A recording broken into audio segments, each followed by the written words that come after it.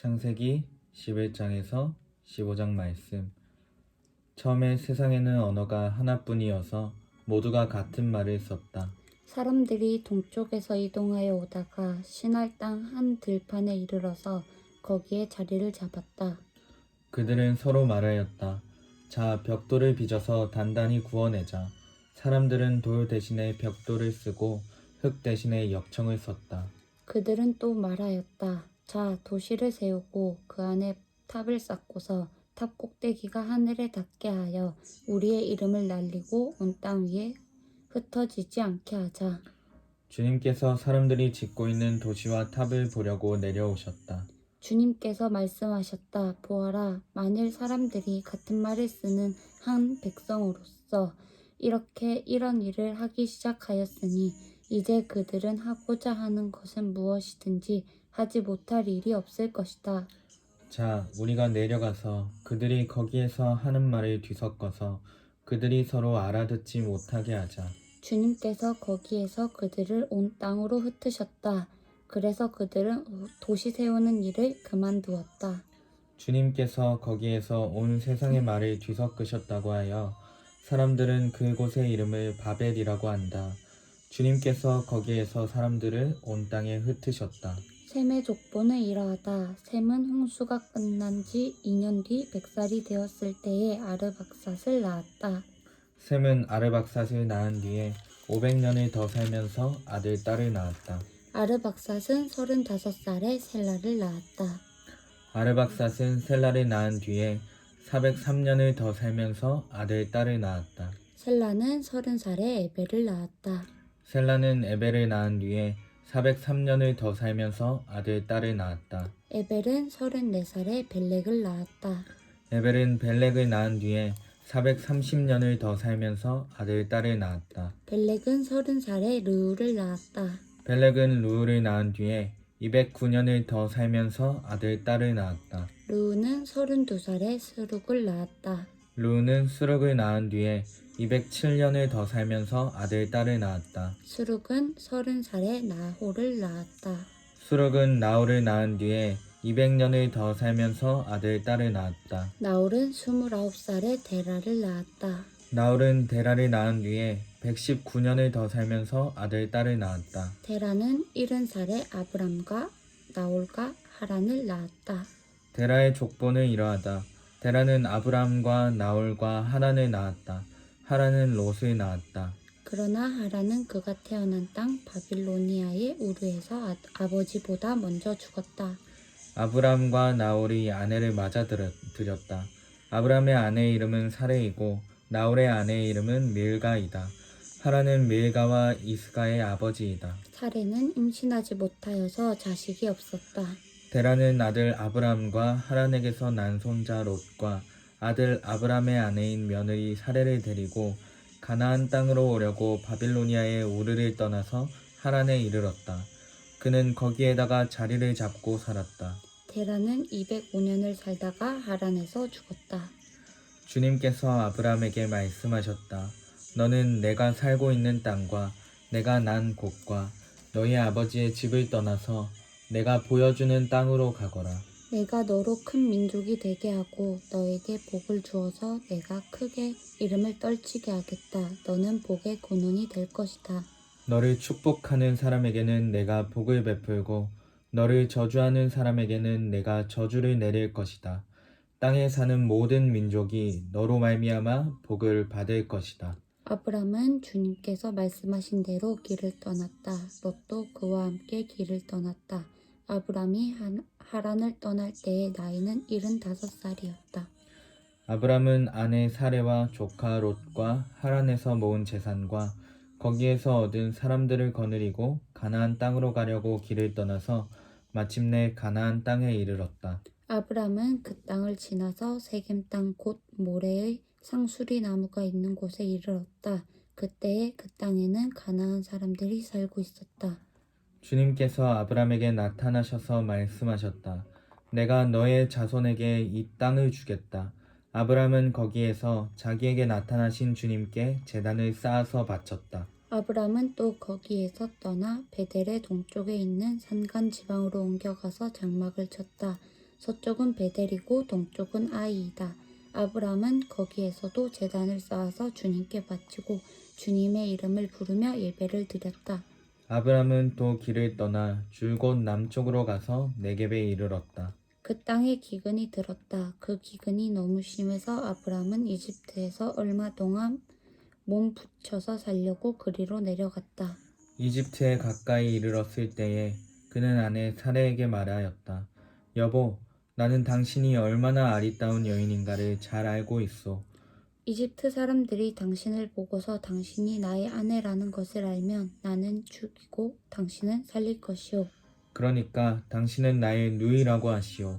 그렇게 하여야 내가 당신 덕분에 대접을 잘 받고 또 당신 덕분에 이 목숨도 부지할 수 있을 거요. 아브람이 이집트에 이르렀을 때에 이집트 사람들은 아브람의 아내를 보고 매우 아리따운 여인임을 알았다. 바로의 대신들이 그 여인을 보고 나서 바로 앞에서 그 여인을 칭찬하였다. 드디어 그 여인은 바로의 궁전으로 불려 들어갔다. 바로가 그 여인을 보고서 아브람을 잘 대접하여 주었다. 아브람은 양떼와 소떼와 암나귀와 수나귀와 남녀 종과 낙타까지 얻었다. 그러나 주님께서 아브람의 아내 사레의 일로 바로와 그 집안에 무서운 재앙을 내리셨으므로 바로가 아브람을 불러서 꾸짖었다. 어찌하여 너는 나를 이렇게 대하느냐? 저 여인이 너의 아내라고 왜 일찍 말하지 않았느냐? 어찌하여 너는 저 여인이 내 누이라고 해서 나를 속이고 내가 저 여인을 아내로 데려오게 하였느냐? 자, 내 아내가 여기 있다. 데리고 나가거라. 그런 다음에 바로는 그의 신하들에게 명하여 아브람이 모든 재산을 거두어서 그 아내와 함께 나라 밖으로 나가게 하였다. 아브람은 이집트를 떠나서 네겝으로 올라갔다. 그는 아내를 데리고서 모든 소유를 가지고 이집트를 떠났다. 조카 롯도 그와 함께 갔다. 아브람은 집짐승과 은과 금이 많은 큰 부자가 되었다. 그는 네겝에서는 얼마 살지 않고 그곳을 떠나 이곳저곳으로 떠돌아다니다가 베델 부근에 이르렀다. 그곳은 베델과 아이 사이에 있는 예전에 장막을 치고 살던 곳이다.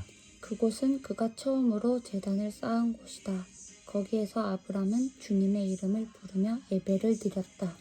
아브람과 함께 다니는 롯에게도 양떼와 소떼와 장막이 따로 있었다. 그러나 그 땅은 그들이 함께 머물기에는 좁았다. 그들은 재산이 너무 많아서 그 땅에서 함께 머물 수가 없었다. 아브람의 집짐승을 치는 목자들과 롯의 집짐승을 치는 목자들 사이에 다툼이 일어나곤 하였다.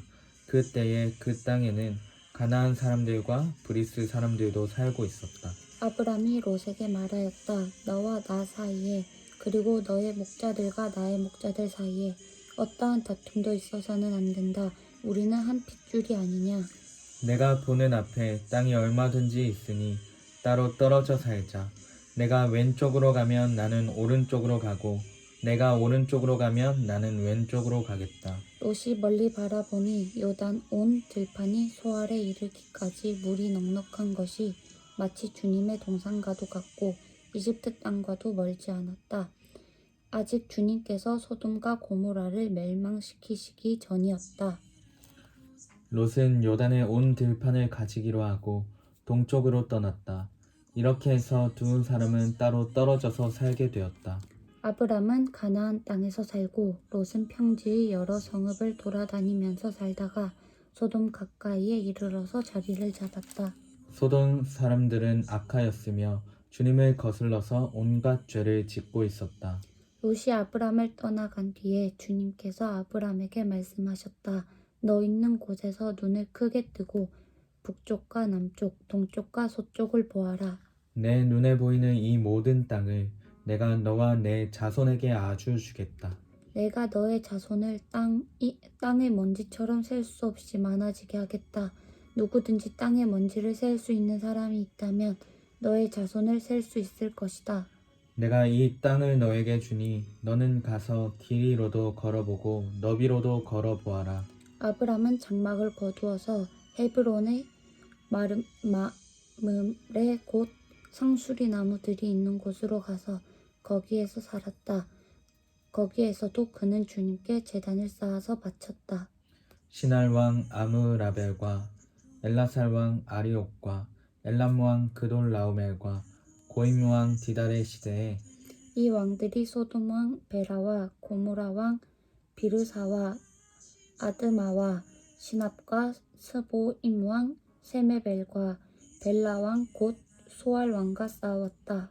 이 다섯 왕은 군대를 이끌고 시딤 벌판 곧 지금의 소금 바다에 모였다. 지난날에 이 왕들은 12년 동안이나 그 돌라오멜을 섬기다가 13년째 되는 해에 반란을 일으켰던 것이다.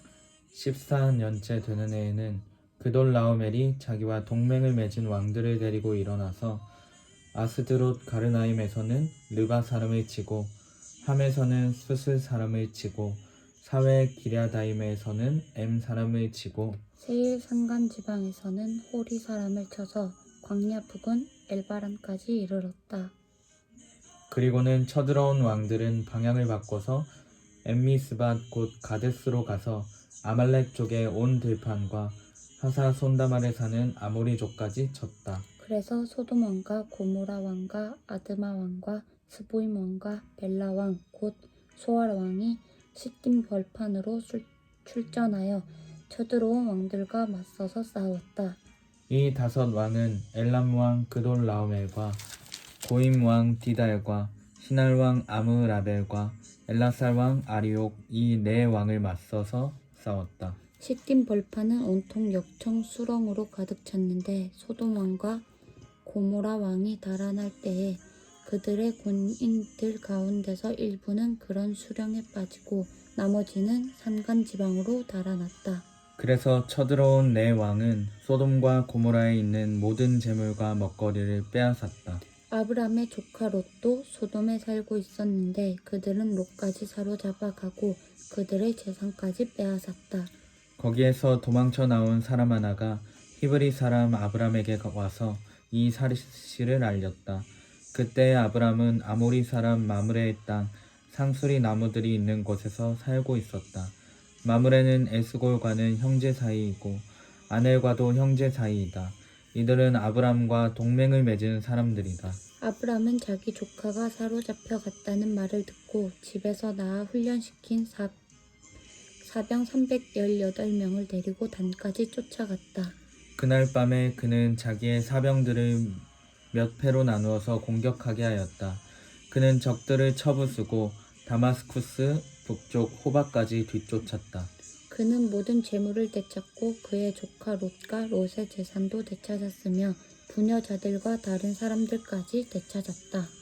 아브람이 그돌라오멜과 그와 동맹을 맺은 왕들을 쳐부수고 돌아온 뒤에 소돔 왕이 아브람을 맞아서 사회벌판 곧 왕의 벌판으로 나왔다. 그때에 사렐 왕 멜기세덕은 빵과 포도주를 가지고 나왔다. 그는 가장 높으신 하나님의 제사장이다.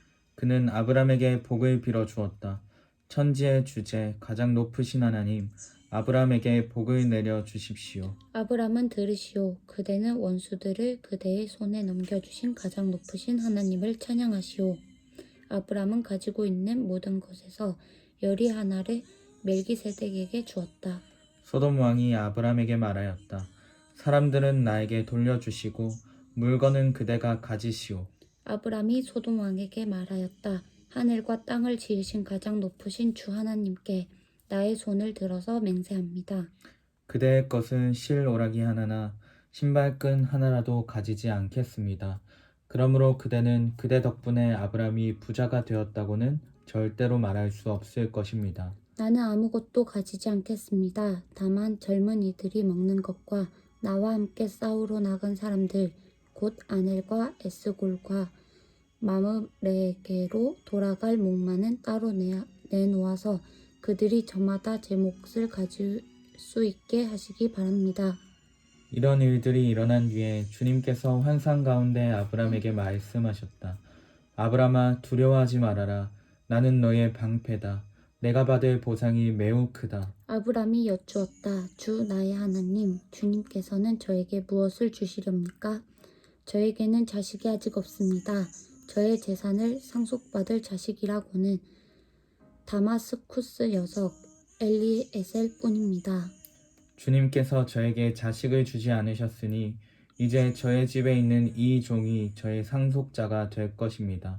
아브라함이 이렇게 말씀드리니 주님께서 그에게 말씀하셨다. 그 아이는 너의 상속자가 아니다. 너의 몸에서 태어날 아들이 너의 상속자가 될 것이다. 주님께서 아브라함을 데리고 바깥으로 나가서 말씀하셨다. 하늘을 쳐다보아라. 내가 셀 수 있거든 저 별들을 세어 보아라. 그리고는 주님께서 아브라함에게 말씀하셨다. 너의 자손이 저 별처럼 많아질 것이다. 아브람이 주님을 믿으니 주님께서는 아브람의 그런 믿음을 의로 여기셨다. 하나님이 아브라함에게 말씀하셨다. 나는 주다. 너에게 이 땅을 주어서 너의 소유가 되게 하려고 너를 바빌로니아의 우르에서 이끌어내었다. 아브람이 여쭈었다. 주 나의 하나님, 우리가 그 땅을 차지하게 될 것을 제가 어떻게 알 수 있습니까? 주님께서 말씀하셨다. 나에게 3년 된 암송아지 한 마리와 3년 된 암염소 한 마리와 3년 된 수량 한 마리와 산비둘기 한 마리와 집 비둘기 한 마리씩을 가지고 오너라. 아브람이 이 모든 희생 제물을 주님께 가지고 가서 몸통 가운데를 쪼개어 서로 마주보게 차려놓았다. 그러나 비둘기는 반으로 쪼개지 않았다. 솔개들이 희생제물에 위에 내려왔으나 아브람이 쫓아버렸다. 해가 질 무렵에 아브람이 깊이 잠든 가운데 깊은 어둠과 공포가 그를 짓눌렀다. 주님께서 아브람에게 말씀하셨다. 너는 똑똑히 알고 있거라.